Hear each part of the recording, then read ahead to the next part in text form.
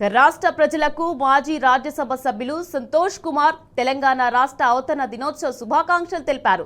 తెలంగాణ రాష్ట్ర ఏర్పాటు, కేసీఆర్ నాయకత్వంలో తెలంగాణ సాధించిన వృద్ధిని గుర్తు చేసుకున్నారు.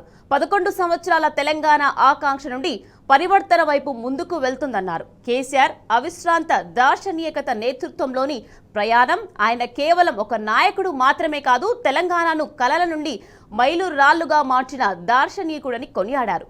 కేసీఆర్ వారసత్వం నీటిపారుదల ఆవిష్కరణలు సమ్మిళిత వృద్ధిలో అద్భుతంగా తీర్చిదిద్దాయని చెప్పారు. కేసీఆర్ దార్శనికత వల్ల తెలంగాణ నేడు ఉన్నతంగా నిలుస్తోందన్నారు.